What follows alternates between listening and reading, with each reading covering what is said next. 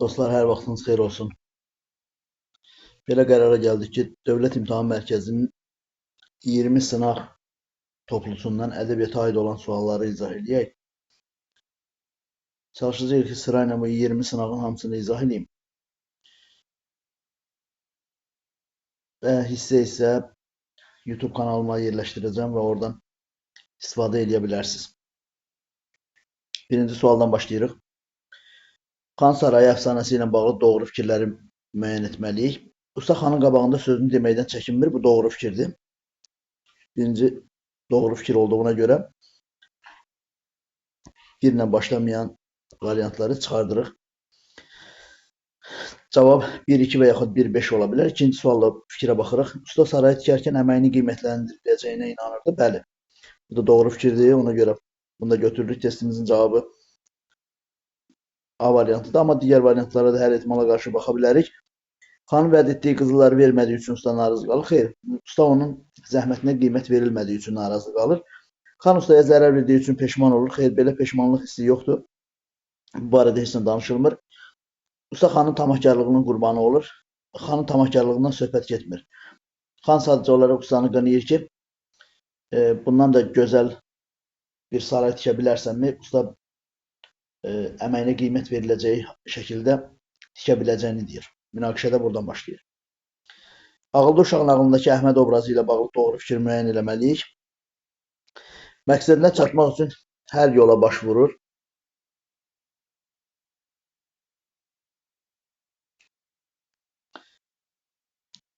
Xeyr, məqsədinə çatmaq üçün hər yola başvurur, amma yalan danışmır. Fikri yanlışdır, çünki çobanın yanına gedərkən yalan danışmalı olur. Ona görə də A variantını çıxırıq. B variantında bacarığı və tədbiri ilə kəndi xilas edir. Bəli, elə əsas məsələ bundan ibarətdir. B variantı testimizin cavabı. Digər variantlara baxırıq. Nənəsi Əhmədə qoca ilə görüşməyi məsləhət görür. Xeyr, nənəsi qoca ilə görüşməyi məsləhət görmür. Nənəsindən soruşur ki, varmı kimsə qalan? Nənəsi sadəcə bir nəfərin qaldığını deyir. C variantında çıxırıq. Əhməd yardımsevər olduğu üçün qocanın arvadına kömək edir. Qocanın arvadına yox, bacısına kömək edir. Şahın verdiyi bütün sualların cavabını özü tapır. Xeyr, özü tapmır, çünki demək, müdrik qocadan da kömək alır. E variantında çıxırıq. Keçirik üçüncü testimizə. Nümunəyə əsaslanaraq klasteri hansı fikirlərlə tamamlamaq mümkündür? Burada bir neçə fikir verilib. Baxaq. Demək, oxuyacaqsınız bədii nümunəni və görəcəksiniz ki, bu toy mərasim nəğməsidir. Mərasim nəğməsi fikri doğrudur. Onun dalınca baxırıq. Mahnılarda olduğu kimi özünə məxsus musiqi havası var. Xeyr, nəğmələrin özünə məxsus musiqisi olmur. Biri çıxdıq. Cavab variantlarında bir harda varsa onları çıxırıq. C variantından B variantını çıxırıq. Sonra baxırıq 2-yə. Xalqın adət-ənənəsi ilə bağlı olan nümunə əcdadlarımız tərəfindən ifa edilmişdir. Bəli, bu toy adət-ənənəsi ilə bağlı olan bir nümunədir. Ona görə 2-ni doğru götürürük. 2-ni doğru götürdüyümüzə görə A variantı 3-lə başlayır. Onu da ləğv elədik. Şifahi xalq ədəbiyyatının ən qədim nəğmələrinə aiddir. Xeyr, ən qədim nəğmə əmək nəğmələridir. Bu mərasim nəğməsidir. Ona görə 3-ü də çıxırıq. 7 hecalıdır. Qafiyə quruluşu A, A, B, A şəkl formasındadır. Bəli. Üzə, düzə, gözə. Bunlar bir-birindən həm qafiyədir. Duvaq salın üzünə, o da sərbəstdir. Ona görə testimizin cavabı D variantıdır. Nümunədə xalqın ruhu, kədəri, təbiətə məhəbbəti öz əksini tapıb. Təbiətə məhəbbət yoxdur. Kədər də yoxdur. Sevinç hissləri ifadə olunur. Bu toy mərasim nəğməsidir. Nümunəni oxuyacaqsınız. Növbəti 4-cü sualda nümunəni oxuyacaqsınız özünüz. Mən oxumayın, vaxtım çox getməsin. Burada anafora və epiforadan istifadə olunmuşdur. Fikri var. Dedim könül durma dağ zirvəsində. Özünüz də görəcəksiniz ki, anafora və ya epifora nümunələri yoxdur. Demək, dedim könül durma dağ zirvəsində bir gün düçar edər nə qara səni. Dağın zirvəsində qar var da, bu da qara yönlük haldadır. Dilin çatmaz Nə bir elə obaya, bürüyər nə ağ gün, nə qara səni. Burada da qara sifətdir. Anafora və epiforadan istifadə olunub keçdik. Qıfılbəndə aiddir, qıfılbənd deyil. İnversiyadan istifadə, çünki burada bir tapmaca falan yoxdur, ona görə inversiyadan istifadə edilməyib. Bir gün edər nə qara səni, bir gün düçar edər nə qara səni. Durma dağ zirvəsində. Dağ zirvəsində durma. İnversiyadan istifadə edilib, yanlışdır edilməyi fikri. Cinas qafiyələri var. Qara sözüdür. Birinci qara sözü qar sözüdür, ismin yönlük halında da o birisi də qara sözüdür, sifətdir. Bürüyər nə ağ gün, nə qara sən.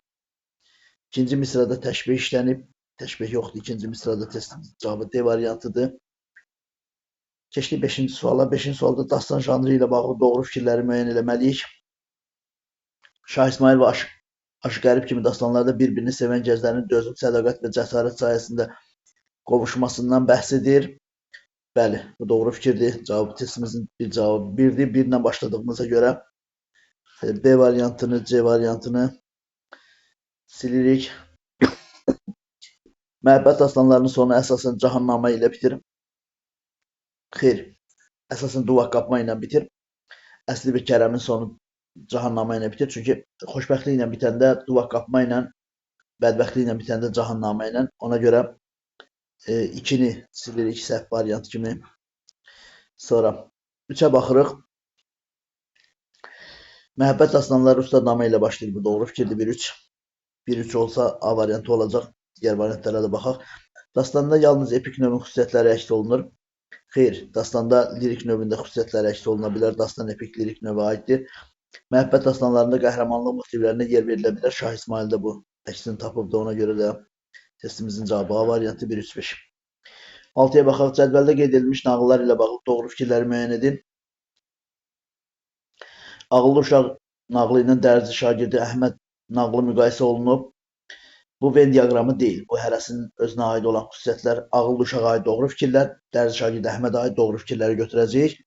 Bəzən olur ki, 3-cü sətirdə klaster olur. Ortaq fikirlər olur. Baxaq.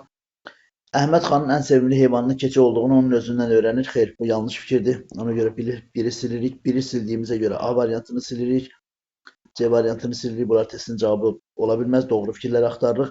Əsərin ideyası ağıl yaşlı deyil. Başdadır atalar sözü ilə səsləşir. Bəli, doğrudur. Əhməd kiçik bir uşaqdır, amma yaşı az olmağına baxmayaraq ağıllı bir uşaqdır.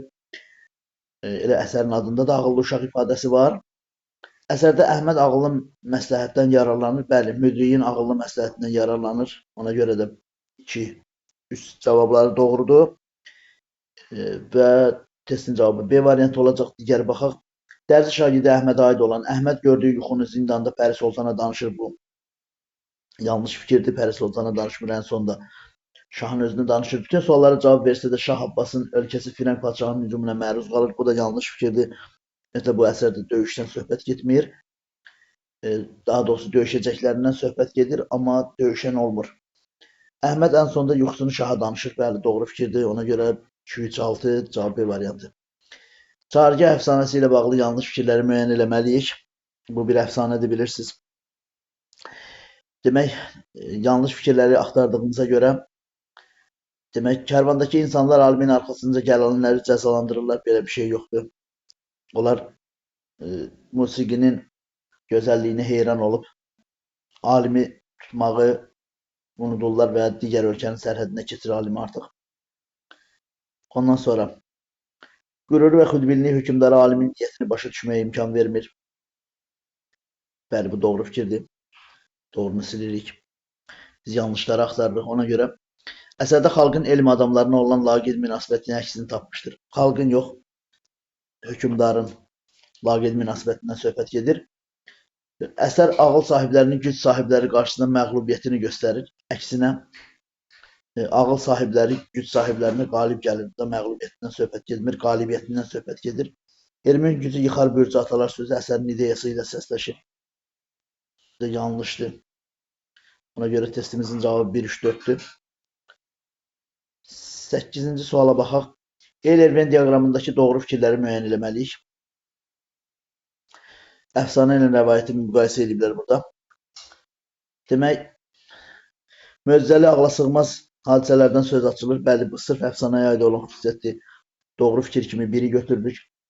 Biri götürdüyümüzə görə A və D variantlarını silirik, çünki 2 ilə başlayır. Müəyyən bir hadisə və ya əhvalat danışmaq, nağıl etmək yolu ilə təsvir olunur. Bu, həm də rəvayətə demək, aid olan ortaq xüsusiyyətli ortada olmalıdır, tək əfsanəyə aid edilib deyə səhv götürülür. Yenə deyirəm, biz doğru fikirləri götürürük. Əfsanəvi şəxsiyyətlərin həyatı ilə bağlı olur. Uşaqlar, demək, əfsanəvi şəxsiyyətlərin həyatı ilə rəvayət bağlı olur. Ona görə ortaq xüsusiyyət kimi götürə bilmərik. Şifahi xalq ədəbiyyatının epik növünə aiddir. Bəli, 4-ü doğru götürdük. 1-4 cavab C variantı və yaxud E variantı ola bilər. Buna görə B variantını da silirik. Real həyat hadisələri zəminində yaranır. Bəli, testimizin cavabı 1-4-5-dir. 6-da insanın xarakteri və əməllərində müşahidə olunan nöqsanlar tənqid olunur. Bu, müxtəlif janrda olan əsərlərdə ola bilər, satiraya aid olan xüsusiyyətlərdir. Ona görə 6-nı doğru fikir kimi götürə bilmərik. Testimizin cavabı E variantıdır. 9-da baxırıq. Məişət və mərasim nəğmələri üçün ortaq cəhətləri müəyyən edin. 9-cu sualda 4 misra və hər misrası 7 hecadan ibarət olan nümunələri var. Toy mərasim nəğmələri, yas mərasim nəğmələri, bu məişət nəğmələrinə aid olan xüsusiyyətdir. Bunu ortaq xüsusiyyət kimi götürə bilmərik. Ona görə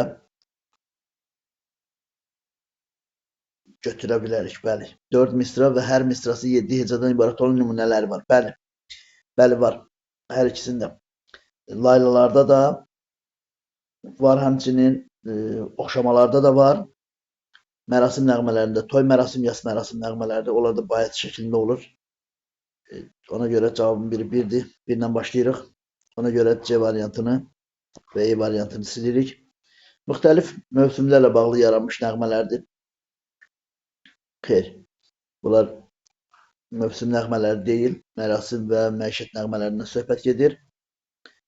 İl, ikilik və dördlük şəklində olur. Bəli, bu məişət nəğmələrinə aiddir, amma mərasim nəğmələrinə aid deyil. Ona görə 3-ü də silirik yanlış cavab kimi. Şifahi xalq ədəbiyyatının lirik növünə aiddir. Bəli, bu da ortaq xüsusiyyətdir. Ona görə cavab B variantı doğrudur. 10-cu sualı da izah eləyək. Dastan janrına aid olan fikirləri müəyyən eləməliyik. Epik təhkiyyə ilə lirik təqdimat vəhdətdə olur. Bəli, 1-lə başlayırıq. Demək, 1-lə başladığımıza görə B variantı, C variantı və E variantını silirik. Məhəbbət dastanlarında qəhrəmanlıq motivlərinə yer verilmir. Yanlışdır.